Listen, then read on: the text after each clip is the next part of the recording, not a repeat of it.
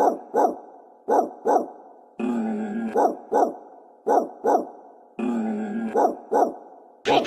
on the yeah.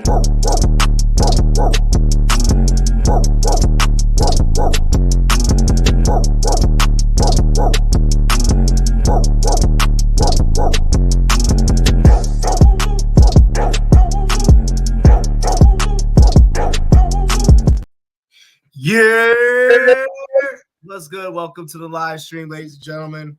Welcome. It's the Goal Line Goons, helping y'all take fantasy. Let's go. One goal at a time. Bow. I need a beer. Hell yeah. Cheers, y'all. After the bloodbath of last week, I think everyone needs a cheers. Right. Really quick, want to shout out BigGuyFantasySports.com, Big Guy Fantasy Sports for all the latest and greatest podcasts, articles, and fantasy football tools. Check out our consistency rankings, our consistency guide, and much, much more. BigGuyFantasySports.com. You see it right there down below. It's on the banner like the whole time throughout the whole show. There's no way that you can forget it. Also, I want to shout out our homies over at Parlay Play. That's right, ladies and gentlemen, Parlay Play. Get on over there. Place your picks. Place a lay. Use promo code BGFS. It's just the letters of Big Guy Fantasy Sports, ladies and gentlemen. BGFS. You know it's Tuesday night, so they got their NBA props going on over there. Get matched. 100 equals $200 over there on Parlay Play. Go ahead, check it out. Place your lays, Parlay Play. Promo code BGFS. All righty. Let's go ahead and let's get right into tonight's show.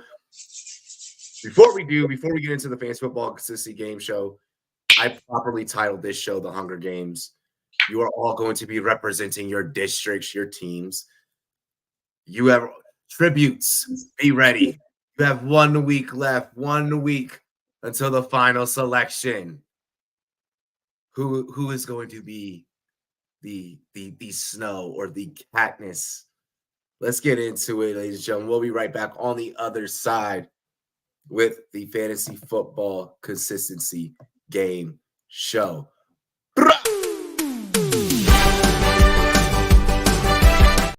And enough of that. That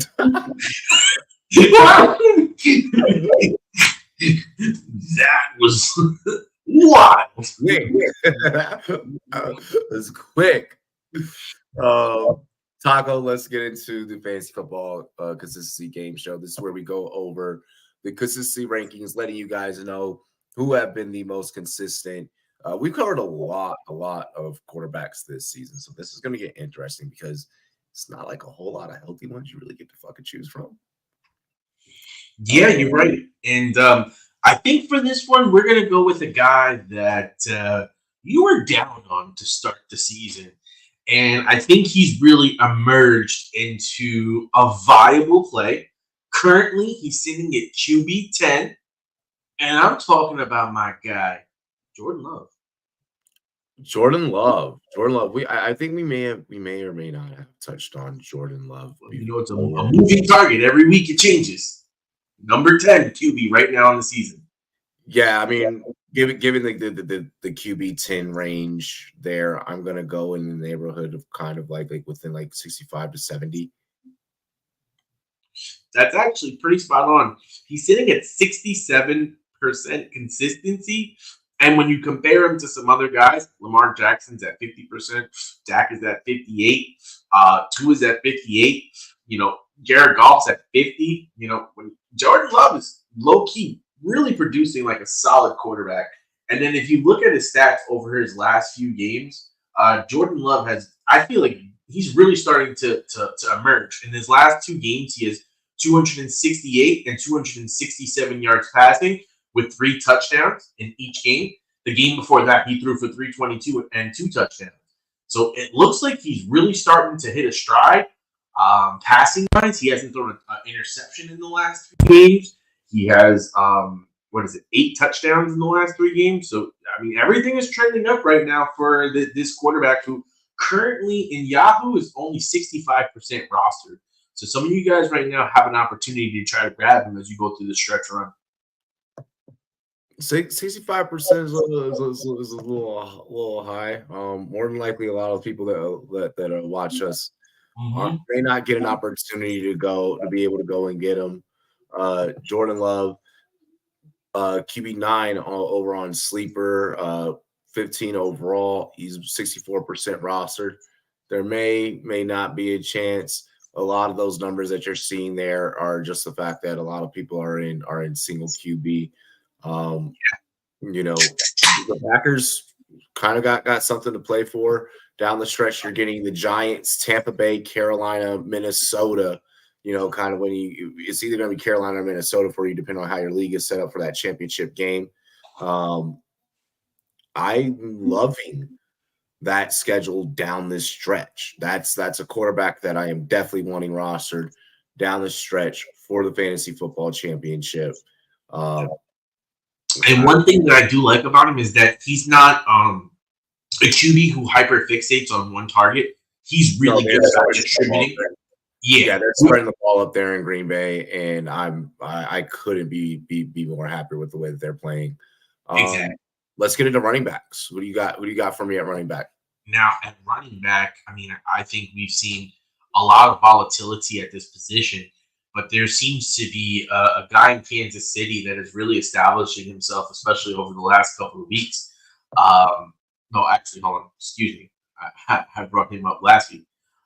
So actually, I'm going to go back to the big workhorse, Derrick Henry. There was some talk about his demise, but over the last couple of weeks, he's seemingly getting himself back right.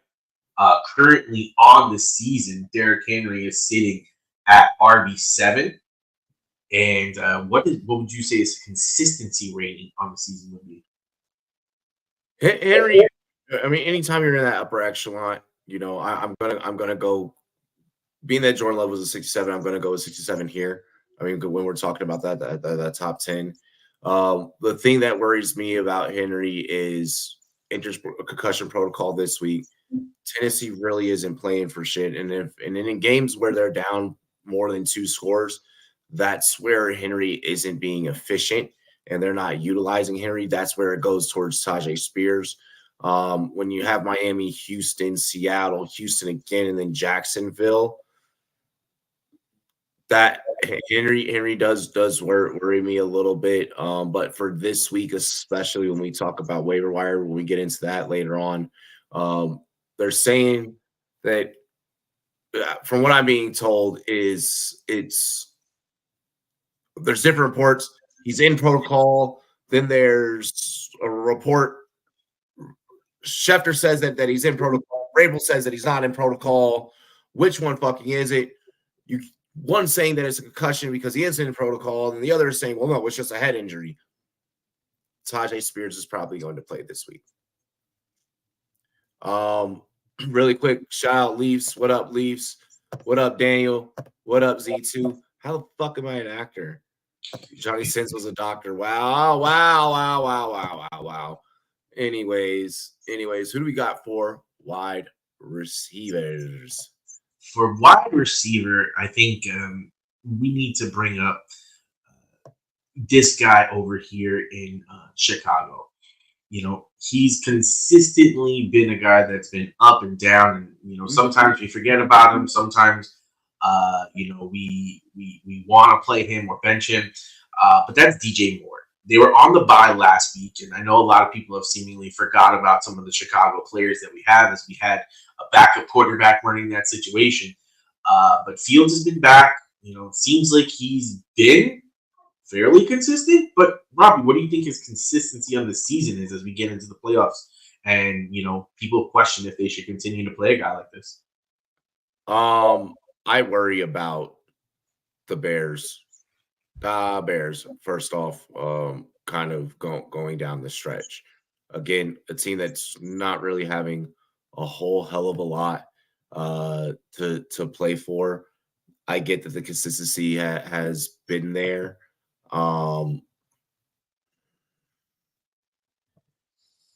He's going to be north of 70. He's going to be north of 70 because of the whole being ranked as a top 10 guy.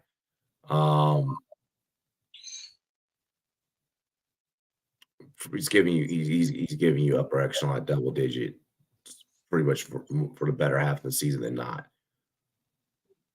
Let me go 72. Shockingly close. He's actually at 75% on the season. And like you said, he is an upper echelon wide receiver. They'll be coming off a bye. And like you said, the question will be, what do they have to play for as the season dwindles down? And will you have him for your championship weeks and for the weeks that really matter? So that's what worries me when we talk about, like, I have confidence in a Jordan Love. When we talk about a Derrick Henry and a DJ Moore down the stretch, I could see during championship game, week 16 against Arizona, week 17 against Atlanta, season's wrapping up at that point. Yep. And this is when you're going to need to make sure that you have a couple of little quote unquote tricks in your bag or players at the end of your bench where maybe you can make that pivot. Guys that are coming on that are the opposite of this. There's guys that are sitting down now. There's guys that are going to get a lot more opportunity, but we'll talk about that a little bit later. Yep, absolutely. And then finally, tight end. I just want to say first and foremost, love seeing Trey McBride get that opportunity after we talked about him last week. Definitely moving himself up the tight end rankings. But I think we need to go to the guy over in Jacksonville last night who had a pretty solid game. And, seemingly since he's left the Giants and established himself as a pretty solid tight end, and that's Evan Ingram, who currently on the season in most formats is around tight end 5. So where would you have his consistency ranking at? Getting that touchdown last night, helped him out a lot. Getting that touchdown, like, his only touchdown of the season. His only touchdown of the season. The fact that the man is tight end 5, the fact that he does not get you the touchdowns, but is still tight end 5, I'm going 75%. Yeah, I mean, for him, one thing we can say is that, he's had a solid number of catches, which helps maintain his consistency. Just look at this. In the last game, he had 9. The game before that, he had 5. He had 4, 4, 10, 5, 7, 4, 7, 7, 6, 5. He's never had less than 4 catches in a game. So when you think about the tight end position, you may not score, but if you're consistently getting those couple of catches, which is almost to the point of a touchdown, if you're getting 4, 5, 6 catches, when most tight ends aren't doing anything, I think that sets you up for a very solid and consistent player. And with this Kirk injury, it actually might set him back up for a huge boom. Yeah, with the rest of the Jags pass catchers are gonna have to step up, especially with Kirk out, Calvin Ridley. Ingram's definitely gonna end up probably getting a lot more targets and being even more of a focal point. I like Ingram down the stretch, fantasy playoffs. The loss last night makes it to where when it comes to seeding, the Jaguars, they have Cleveland, Baltimore, Tampa, Carolina, Tennessee down the stretch. They're going to need to get as many wins as possible. Cleveland, a team that is not giving up, is very much trying to win and play football games, even despite playing God knows who at quarterback, which we'll kind of talk about later on in this show. That has been the Fantasy Football Consistency Game Show. Those are 4 players that are super consistent that we feel like you guys should either start, sit, stay away from, whatever the case may be. You can take our takes and interpret them for your own. We'll be back on the other side with notable injuries and waiver wire pickups.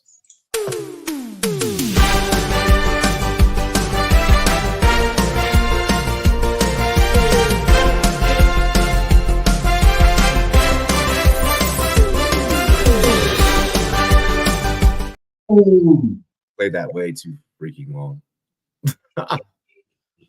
Fuck copyright. Let's get into notable injuries and waiver wire pickups.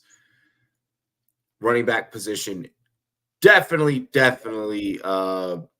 saw a couple of guys take a blow or two. There's a situation where, hey, all of Seattle is decimated right now. You're gonna be starting DJ Dallas, and whoever the hell else could be potentially back there. But DJ Dallas is gonna be the focal point. Is gonna be the guy out there. 1% roster playing against San Francisco. Then what are we going to be getting with the whole Derrick Henry situation, which we kind of touched on earlier. Tajay Spears is definitely a guy to look out for. RB 38 on the season. We know that, like I mentioned earlier, whenever this team trails, they tend to go to Tajay and lean towards Tajay. He hasn't really given you a big boom game. He's had a couple of, double-digit sprinkles here and there. Down the stretch, he has Miami, Houston, Seattle, Houston again, and then Jacksonville. Very interesting pickup. They're going to be playing from behind those games, and those are games where they heavily rely on Tajay Spears. So, and then obviously in Chicago, we deal with the whole there's no financial ties to neither Herbert or Foreman. So it makes it to where Roschon Johnson definitely needs to be a guy that needs to be rostered. It looks like that while things are going in the doldrums for their record, they're going to be leaning on this kid a whole lot. Running back out of Texas, a guy that I was high on throughout the season. Hasn't been great. Has been RB 51. They are coming off of a bye. It is Detroit, Cleveland, Arizona, Atlanta, Green Bay. I do like, Khalil Herbert a little bit more so in that backfield. And then obviously at the very, very, very top of the running back waiver wire is the veteran, the old guy. And that's Ezekiel Elliott. It's Thursday night. It's Pittsburgh. He played pretty well last week. Gave you 14.2 fantasy points. Probably if you're dealing with injuries at the running back positions, Zeke probably has to be at the top. Just because there's going to be no Ramadre. So Zeke probably has to be at the top. He's 47% rostered on Sleeper, so you're able to go get him. What are your thoughts on the running backs? I'm pretty much in line with you in very much liking the Ezekiel Elliott pick there. I mean, it's just pretty much a no-brainer. Like, if he's available, you get him. Just a volume sure play. It's not like the Patriots offense has been great by any means, but you were talking about a split backfield that's now turning into a single guy, getting the workload, and Zeke works in the passing game. So, yeah, that's the kind of guy we consider that could be a league winner. If you have fab left, you put it on him. You get it. If he busts, he busts. But right now, you're going into the playoffs, and you also need to play some defense. You don't need your biggest opponent, who's weak players, to get him, and all of a sudden now he gets hot, and all of a sudden he is a superstar that he picked up at the last minute that counterbalances your team, and now you're sitting there like, oh shit. So to me, in my opinion, Zeke is the kind of guy. If you have a lot of fab left, now you kind of blow the tank. You kind of like even overdo it depending on how much extra you have. You want to make sure, especially if you have teams that you are in the championship race with or the playoff race, that you don't need a running back. Yeah, no, I agree. I agree. I think the one that fascinates me the most is it is Roschon. I think that if things start going downhill for Herbert, then it's going to be Roschon getting started. I mean, they seem to lean on him heavily last game. Who knows? Maybe that was just a fluke type of thing. We never know with Eberflus. So that's the problem there. If there's gonna be no DeAndre, absolutely, I'm firing up Kenny Gainwell every fucking where. I mean, even before the Gainwell injury, before the Swift injury, Gainwell was already starting to see a little bit more time on the field during that game. So it was just something interesting to watch. It looks like, especially in passing situations, he might be the guy, but we got to see how that plays out. But definitely, if he's out, I'm agreeing with you there. He's probably my number 2. Really quick, Kenneth Walker out with an oblique, Charbonnet out with the knee. DJ Dallas against San Fran scares the living shit out of me. And then it's Philly after that. Then Tennessee, Pitt, Arizona. And hopefully you're getting one of those guys back by one of the other 2 main backs back by then. Seattle is in the playoff picture, sitting just right outside, on the outside looking in at number 9 there. It's just the Rams above them. We'll talk a little bit more about it. I usually typically like to lean on teams and lean on rosters that have something to fight for. That one with that schedule with the next 2 games scares the living hell out of me. And if it's not Kenneth Walker or if it's not Kenneth Walker or Zach Charbonnet, then I'm probably fading it in regards to Seattle. By the way, big shout out to the Rams putting themselves on the outside looking in. No one's looking at. I have a question for you there. So in this situation with them looking at 2 of their top running backs being out, and we know that Geno Smith is not like the best quarterback, and you're going to have DJ Dallas there, who's not the best running back. Is this the kind of opportunity, maybe for betting, maybe for DFS, maybe for season long, that we start looking at JSN, especially at that last game where he had 11 targets, 7 receptions, where they might start using that short passing game for fantasy purposes? That is fantasy gold. Just from the mere standpoint, you can get, like, he had 7 catches for 62 yards. Like, that's low-key kind of what you want out of a player as you're going down. So if he's available in leagues, I think I'm making a play for him as like we said, with that running back situation. It makes me feel a little bit more like, and especially with Lockett kind of being inconsistent a little bit as of late, I'm thinking about leaning that way.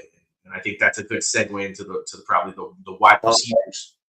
JSN likely, for the most part, isn't going to be available in most leagues. He is 72% rostered. What I will say is for the 34% that he's only been started, I would say they are going to be playing from behind at least for the next 2 games.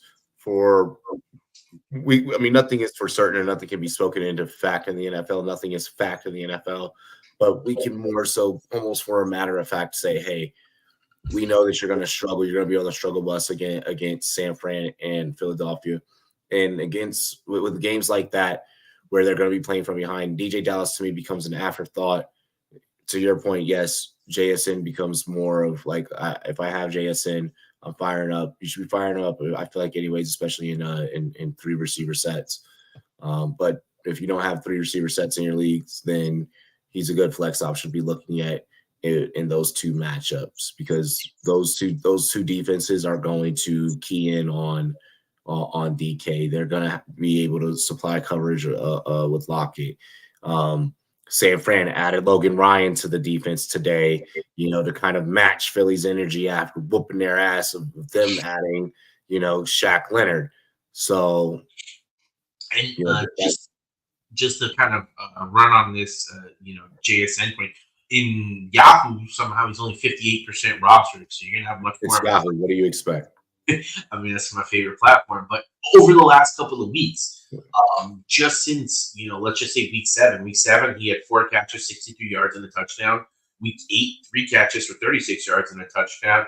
Then he had 6 for 63, 4 for 53, 3 for 30, 2 for 41. And then this last game, 7 for 62.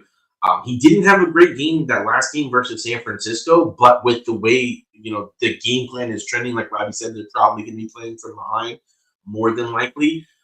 It could give him an opportunity The Phillies' pass defense hasn't been necessarily the best pass defense, so that's another opportunity. He has Week 15. Then you get Tennessee and then Pittsburgh. But the rest of the season does look kind of optimistic for some of these Seattle, wide receivers.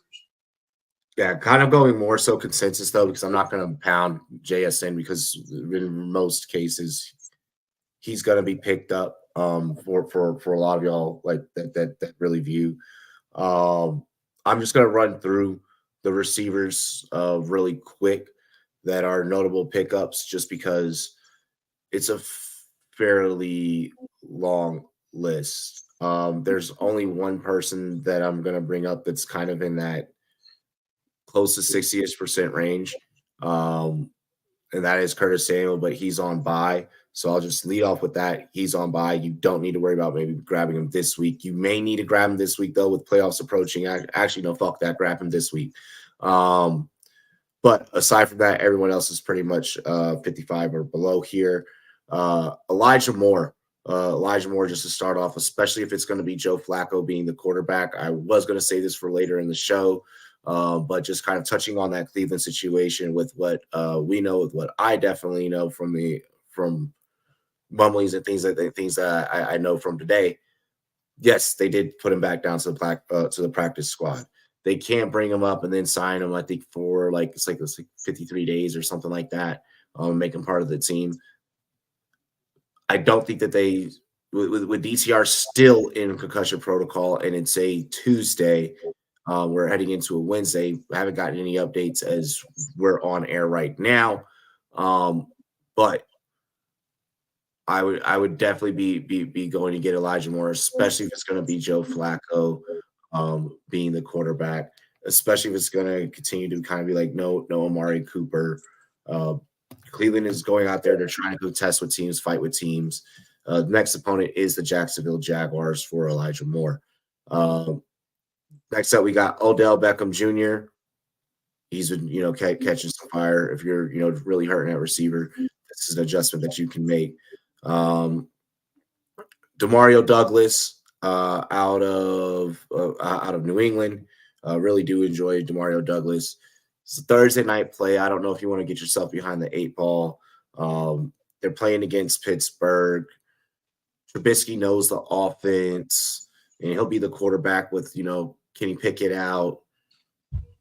I don't know if New England hangs around there, and I don't know if I want to possibly risk Demario Douglas going 6 for 3 against that defense. And it just I can get real ugly really quick. 6 for 3 for 20 yards, and now you're out there.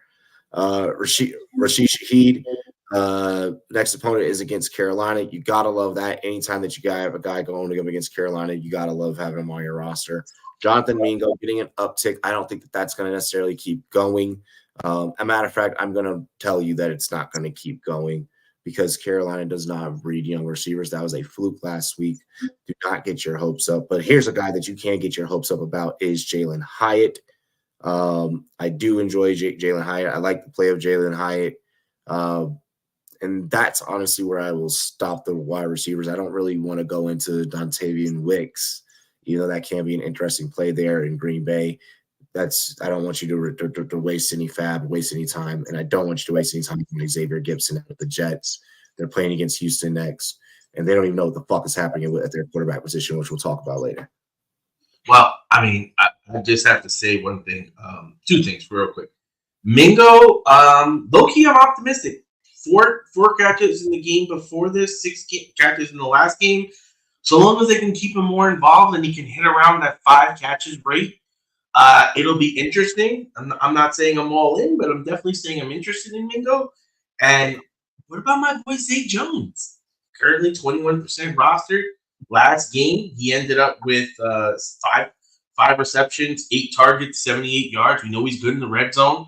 I'm saying I've already been on the Zay Jones thing. He's been hurt. He's finally healthy. You have Kirk out. I think that's open an opportunity, and I would take that. Okay. Getting into the Titans, I can just run through really quick. It's not a whole lot of them. These are more so just streaming options, or if like you're dealing with an injury. Isaiah Likely, it's Mark Andrews is out. Like Isaiah Likely should be an option for you. Tyler Conklin against Houston. Houston not too great against the tight end position, so definitely makes Conklin potential to be able to grab. And he's 42% consistent. The Jets tend to go to him. They've been going to him a little bit more down the stretch. And it'll be Brett Ripon at quarterback, possibly. We'll see what the fuck happens. We'll get into that discussion. Darren Waller, Green Bay Monday night could be a nice, late play for you. DeVito's doing great for them at quarterback.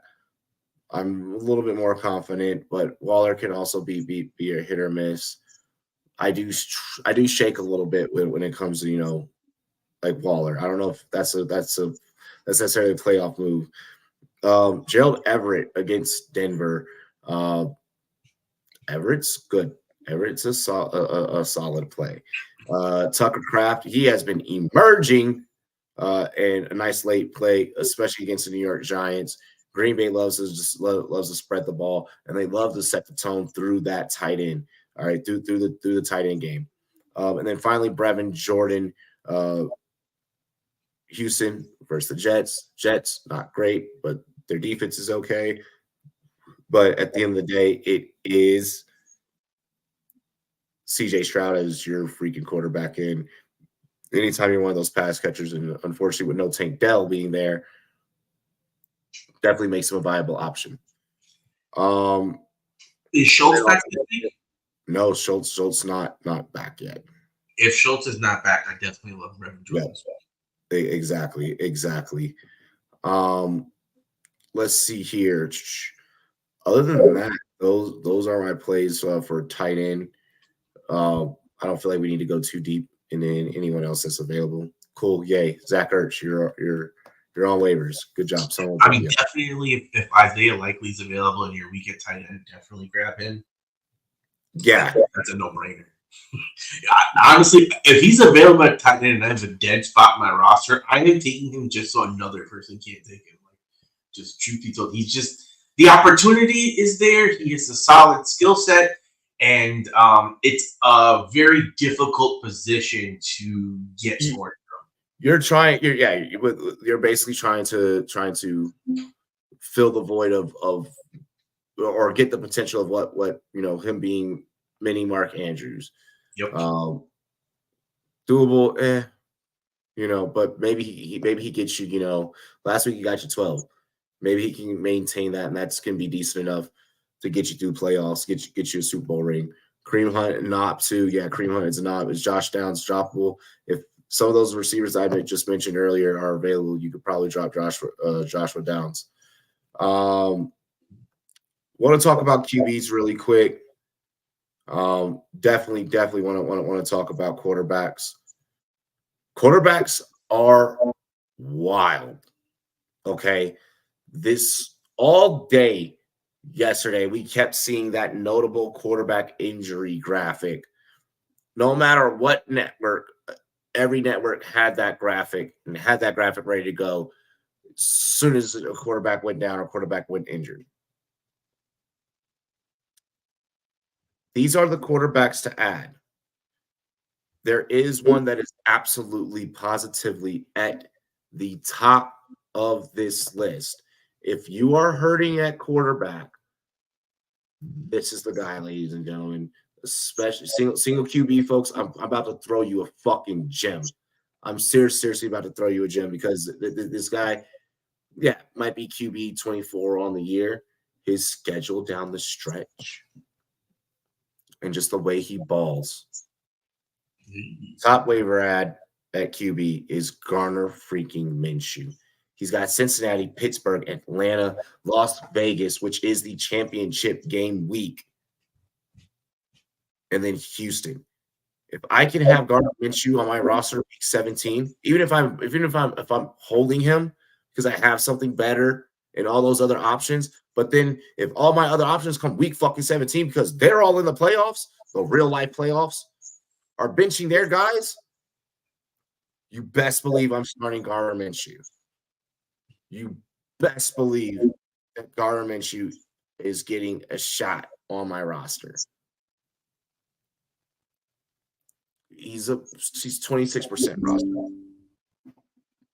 He's 26% rostered on Sleeper. 13% started. Still a top 20. He's still a top 24. There's 32 QBs. Fantasy's QB 24. His schedule is super favorable down the stretch. If you have lost the Burrows and the DTR and Derek Carr, you probably weren't even fucking starting Derek Carr in the first place. I'm trying to think of who else has gone down. The Kirk Cousins, and if you have been struggling, okay, like I have been struggling in some leagues, with especially my 2 QB leagues. If Gardner Minshew's available, we're rocking with Gardner Minshew down the stretch. Uncle Rico, baby. Uncle fucking Rico. He's been my guy for a little bit. You already know he's that secret sauce, man. Give Uncle Rico that shot.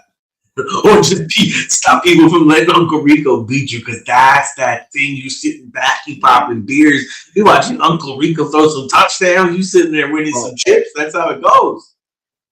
Bro, the last time, I just love that schedule down the stretch. And it's all teams that he can go back and forth with. It's all teams that he can duel with.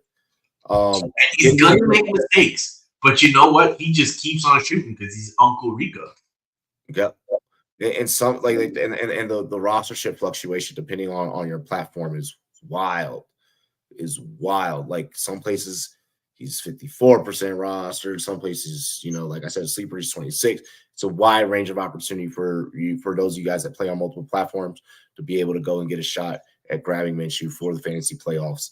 A couple of other guys that I want to bring up here, Jameis Winston, Joe Flacco. Flacco looked competent. Flacco, being in the NFL and having been in the NFL as long as he has, it's no shit that he walked into Cleveland and picked up the playbook like it was nothing. Cleveland, I think that's smart and it's wise if you're trying to get into the playoffs, that you probably start Flacco over DTR. You do have a real shot at getting into the playoffs, Cleveland. You are sitting at 7 right now. Houston's right there knocking on the outside along with the Broncos. You want to hold on to that position? You're playing Joe Flacco down the stretch, Cleveland. Okay. The other quarterbacks, like I said, Jameis Winston, Joe Flacco, Jake Browning. Browning looked damn good, looked damn efficient. You guys don't forget this guy was a potential Heisman candidate. He was a Heisman candidate. Okay. So definitely keep that in mind. Tommy DeVito, obviously, we've mentioned him. He's been doing pretty well. He's been, getting that system going, and in tandem with Jalen Hyatt, I like that. Mitch Trubisky knows the offense, knows the system. Pittsburgh can play scrappy football and they'll try and keep that team, and they'll try and go out there and win some games. Nick Mullins or either Jaron Hall, what the fuck Minnesota's going to do, we don't know. We know that it's probably not going to be Dobbs at this point. And then obviously CJ Beathard looked pretty decent after Lawrence had went out. If Lawrence was your QB out of all of these, if I can't get Minshew, I'm probably going Beathard, then Flacco, Browning, then Winston, DeVito, so on and so forth down that line. Other than that, George Play 01. Hey guys, I have the Chiefs defense, but last week they just gave me 2 points. Should I drop them for any of these defenses? Vikings, Saints, Packers, Texans, or Eagles? Eagles got it tough down the stretch. Eagles got it tough down the stretch. I disagree with you. You're telling me, if I'm it depends on the way you're looking at this. If I'm looking at it for the next 2 weeks, no. If I'm looking at it as I got to buy and I want to hold the defense, the Eagles have the Giants in week 16 and they have the Cardinals in week 17. I mean, it's not terrible, and that defense should be able to, be pretty solid there. But for the next 2 weeks, like versus Dallas. There would have to be a grab and hold for Yes. me, like you said. Yes. I'm not starting them heads up against Dallas and Seattle. Maybe I do that and then rock with them after that. Yeah. I'm not starting them against Dallas. That's too risky for me. If you have the bye week and you're sitting and looking at position, because this is what the question really comes down to. Like, are you going to get a bye? If you're in a bye, then I'm looking at the Eagles. If I'm just rolling as it is, I'm playing probably the best matchup. I have to look. Saints overall, I just hope they have usually like Vikings have a pretty dope schedule. I mean, down the stretch here as we get into playoffs, it's they're on bye this week.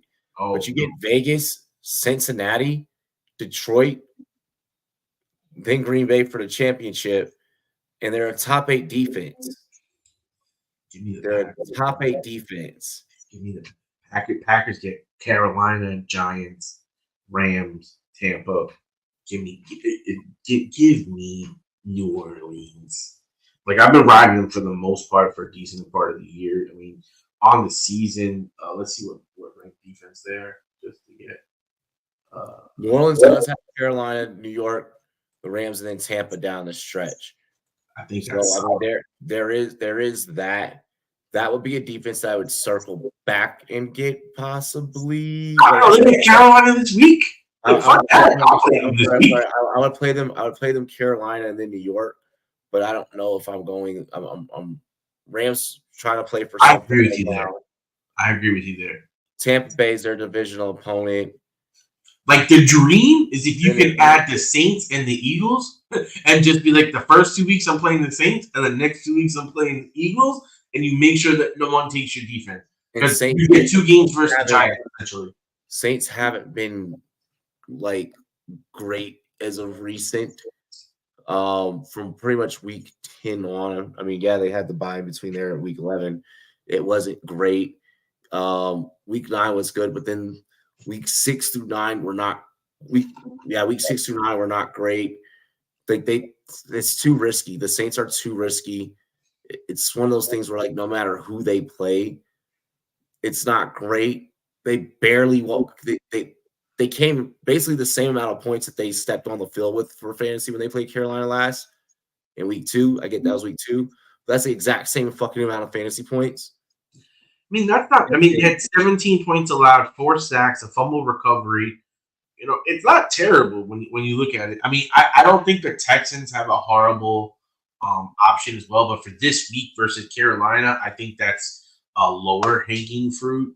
But he's asking for the rest of the season. Rest of the season, again, I think Carolina's schedule, like we said, for those first 2 weeks, especially if you need to win, I'm leaning there. And then I like Eagles for that back half, like we said, week 15, week 16, 17. So that's the way I would personally play it. I know what you're saying about the Saints defense not being that efficient. But when you're facing Carolina, who we've seen Young make, consistent errors, and Hubbard isn't looking the best running the ball. The offense is in shambles. I know what you're saying, but they have a shot to win the division. So I'm hoping that the defense comes fired up. More than likely, I think they will come fired up, and it'll probably, hopefully, one of their better games. But if you're giving me those options, that's when I'm putting my money. Saints for the second. Yeah, I mean, and then also with that, I mean, to your question, if you should even drop the Chiefs, I mean, they're actually pretty consistent for the most part. Last 2 games have been tough. Yes, they have to play Buffalo this week, but then it's New England, Vegas, Cincinnati. I feel like you keep the Chiefs. If you absolutely don't want to keep the Chiefs, then it would be Philly or New Orleans. I agree with you though. Like the Chiefs have played, and you have New England and Las Vegas week 15, week 16. Buffalo though this week.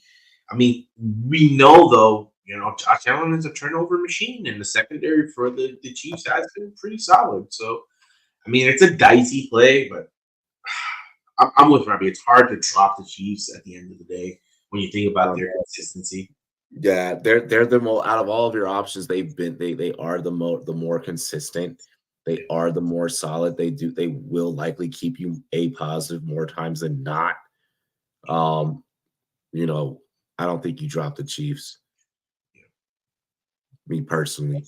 Um, Speaking of, let's get into some strategy talk, some game theory talk, some best tips and tricks. Uh, excuse me, here for the playoff stretch. You guys have made it here. You guys have made it here. A couple things I want you to do. Don't let your freaking foot off the gas. Like, please do not let your fucking foot off the gas. It's full go. It's full steam ahead from this point on. Okay. If you are hurting at quarterback, don't be afraid to trot out what could potentially be the best player available. If it's got to be a Minshew, if it's got to be a Browning, if it's got to be a DeVito, those are probably the top ones that I would really want you to go for. A Bethard, even possibly. Um, the waiver wire is going to be your best friend. Trade deadline is done, unless you're in Dynasty, of course. Trade deadline is done. There are no more trades. So now you really got to rely on your smarts. You got to rely on your really gut intuition. Damn, like, I can, maybe he's not available for me. Do I want to maybe grab a Thard, and hope that he just plugs and plays like Lawrence into that system? Or do I go and I grab, a, a, a Jake Browning, who still might be available for me? Probably not, more than likely. At least in leagues that I'm in, he's not available. Or do I go get like, a Joe Flacco and hope that, Cleveland tries to rock with him the rest of the season? You're gonna have to kind of start going. You will have to go with gut tuition. We're definitely gonna gut intuition. We're gonna be here. We'll be able to help. We're a DM away. Never forget that. You need help, reach out. For real, for real, for real. Watch matchups. Matchups are going to be fucking key. Just because it's like, oh well, like, this person's like a rock star. Like, usually watch the matchup. If the matchup maybe not clicking, and that there's a better option. If you're leaning like, oh, like, I don't know if I'm gonna play. I'm trying to just be hypothetical here. I don't know if I'm gonna play Devontae Smith against Dallas this week. Maybe I'm gonna choose to play Rashee Rice against Buffalo instead. I feel like he's gonna get more points. If you feel that way, hey, pay attention to matchups, pay attention to film. That's also gonna help you out a lot. That's why I've been championing. Grab Minshew if you're really hurt at quarterback. Cruz Garcia, start 3 rest of the season. This is also where I need you to be fluid, bro. Lamar, obviously, you would be starting the rest of the season in regards to between Purdy and Lamar. Let's see here. And then start 3, it's got to be Achan, Kyron, Gibbs.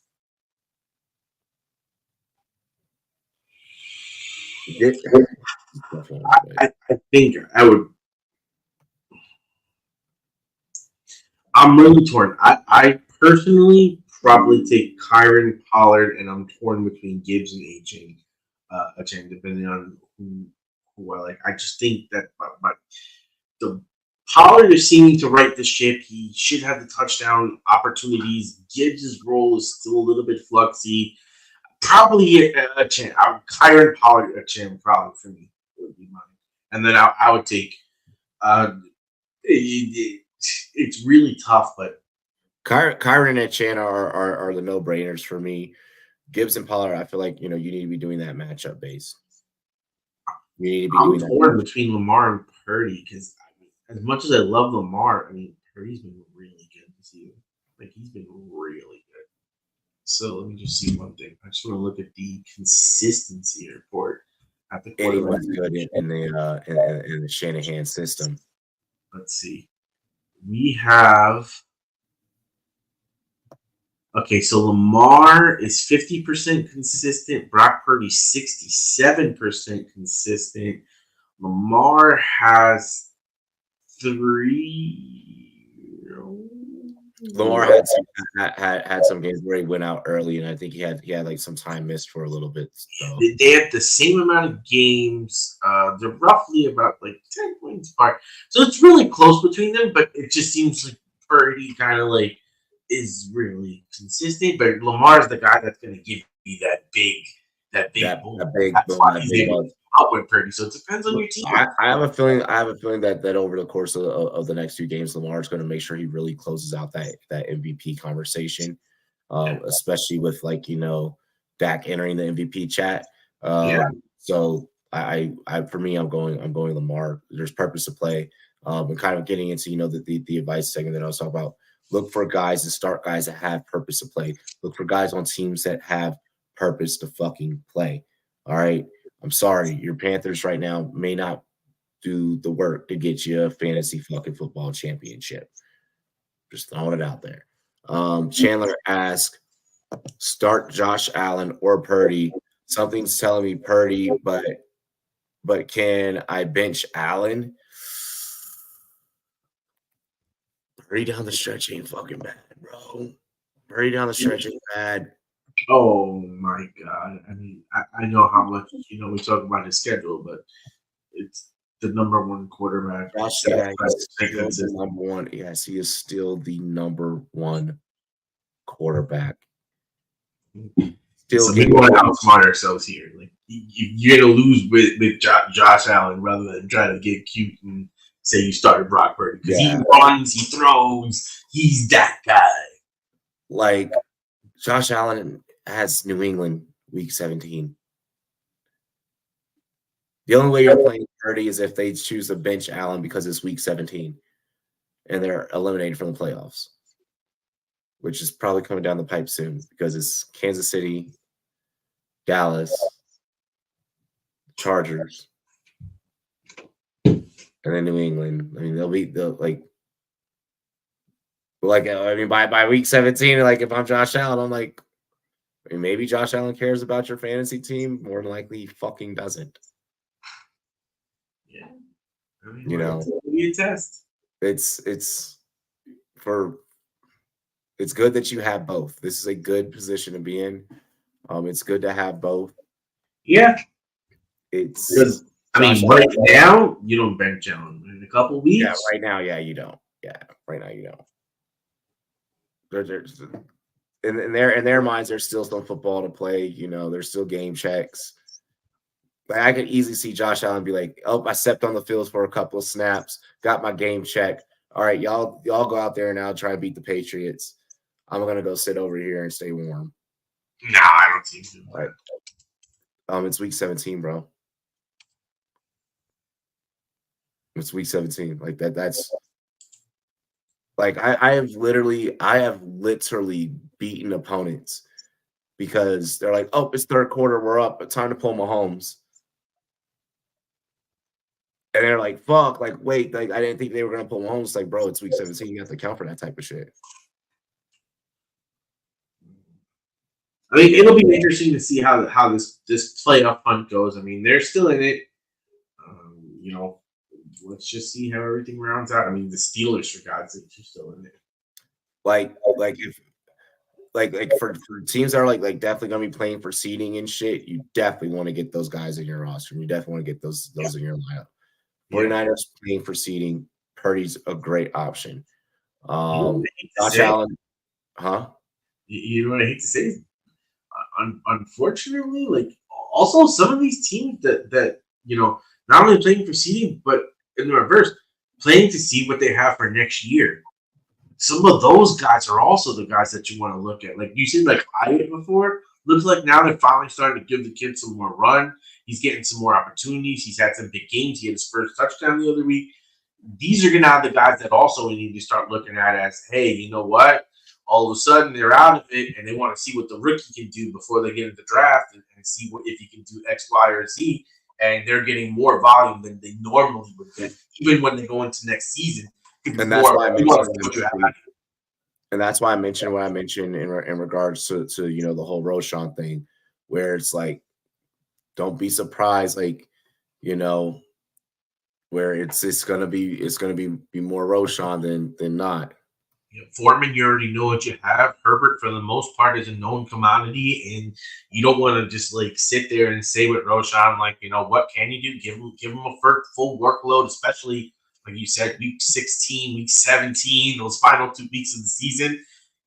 That's a very real possibility. And God forbid something happens, like injury away.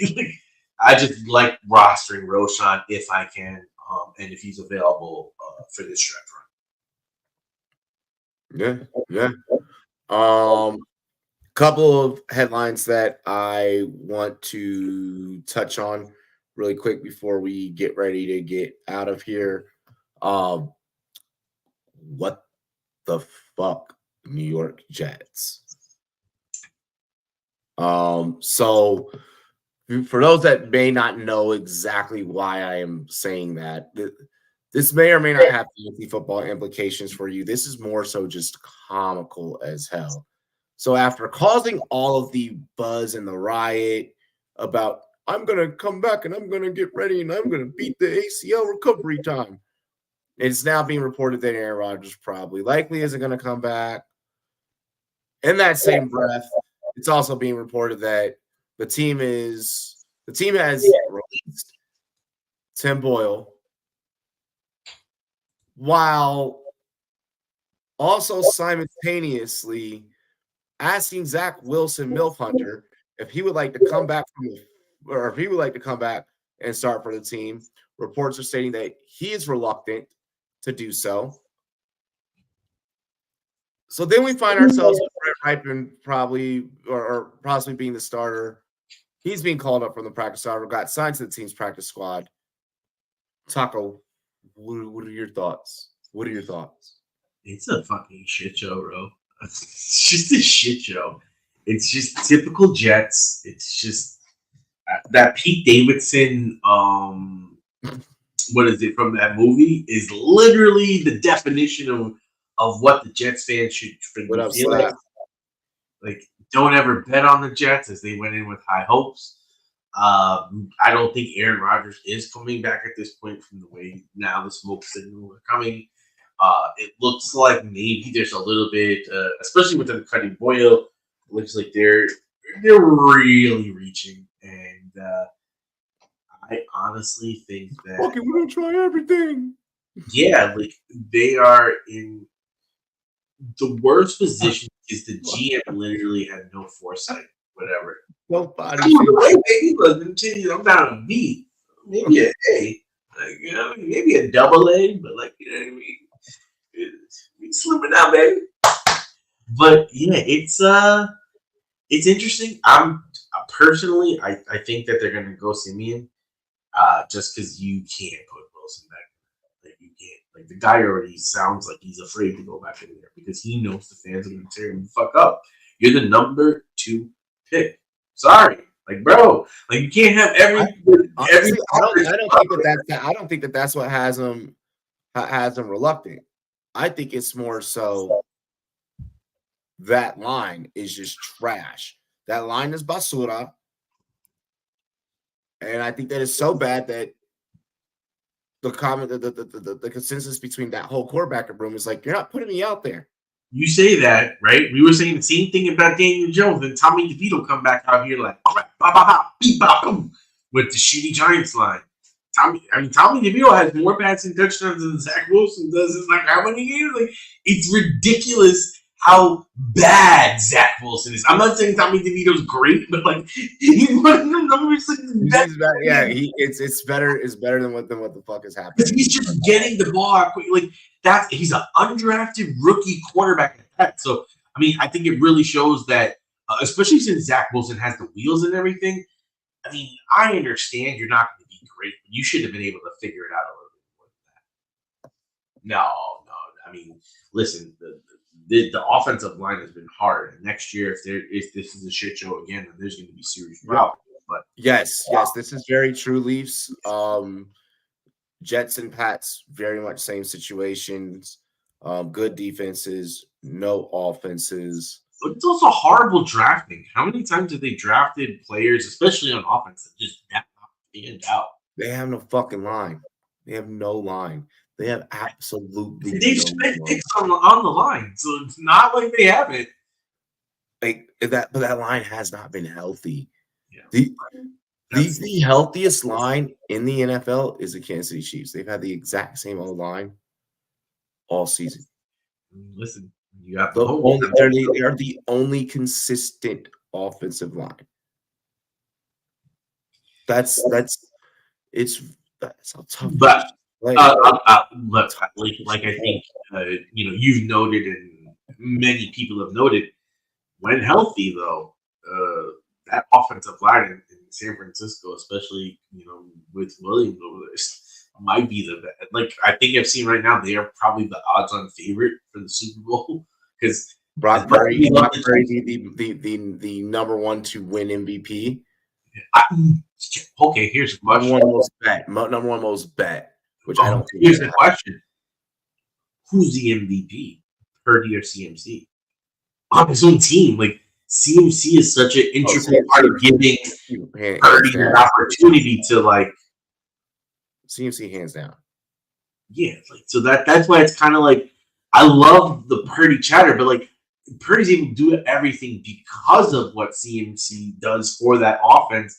And I think this is one of those years where it's like, everyone wants to give it to a quarterback, but maybe another position should win the MVP. Nah. You would give Purdy the MVP over CMC, even though CMC is more important to that team than, let's just say, Purdy. He is literally the most valuable player to that team. Should I do Jacobs, McBride, and Zay for more? I'm assuming. DJ. Are you saying DJ Moore, D Hop, and Rasheed Rice, and 300 fab to pick up Zeke? And then personally, McBride has been McBride is too much of a premium to give up right now, bro. Yeah. That's exactly the reason why I'm not doing it is because at the tight end position, the amount of catches he's getting and the way that Kyler and him are connecting is like money, bro. McBride's going to be a league winner for you. McBride's going to be a league winner for you, bro. And Zay, low-key, because of the Kirk injury, the next couple of weeks should have that opportunity to be like I would say, wide receiver too, because of what his numbers said and stats and stuff. But we'll see where that goes. Like, are you? The thing is are you going for playoffs or are you not? Like, if you're in playoff position, if it ain't broke, don't try and fucking fix it right. If you're in dynasty, I mean, you're definitely not doing it because you don't want to give up McBride, a tight end like that. Yeah, you don't want to give up McBride in dynasty. Yeah. Either way you look at that, I'm not dealing McBride. DJ Moore and D Hop, the only young piece out of that would be Rasheed Rice. Yeah. And Jacob should be going to a good situation since he has that contract regardless. Yeah. So, yeah. But Purdy got lucky. He walked into a team that was pretty much set, but put Purdy on the Panthers and let's see what he can do. Don't tell me that because you put Trey Lance on that team and Trey Lance couldn't do shit. Trey Lance couldn't do shit. Trey Lance didn't get the opportunities really. Because he couldn't beat them on the practice field. Bro, he was hurt.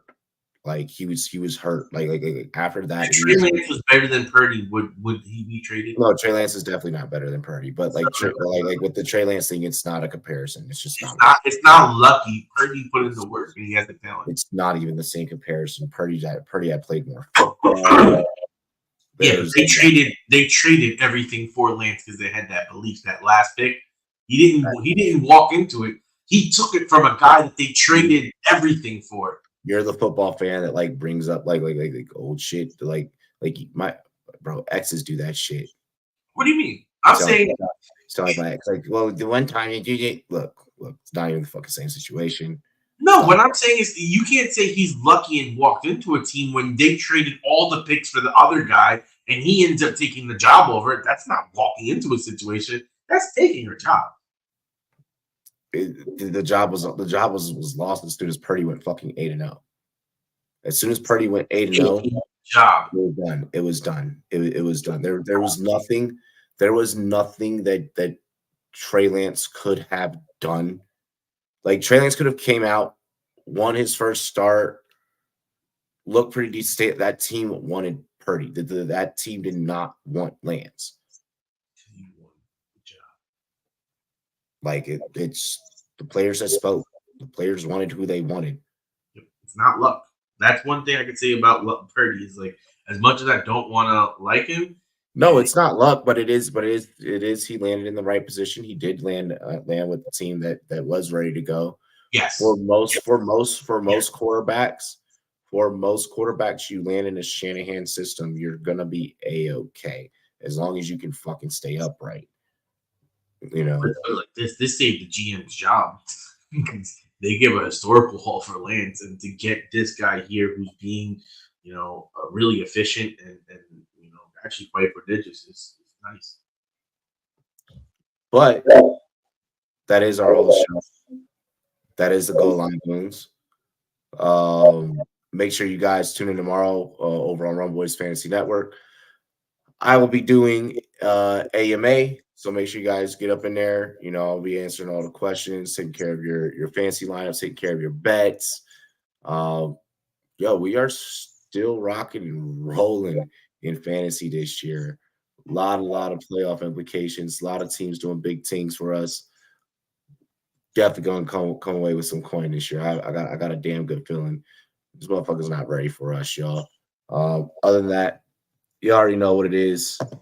Cheers to me. Cheers to you, to the Goal Line Goons, to the Rumboyz Fantasy Network. Dilly, what it do?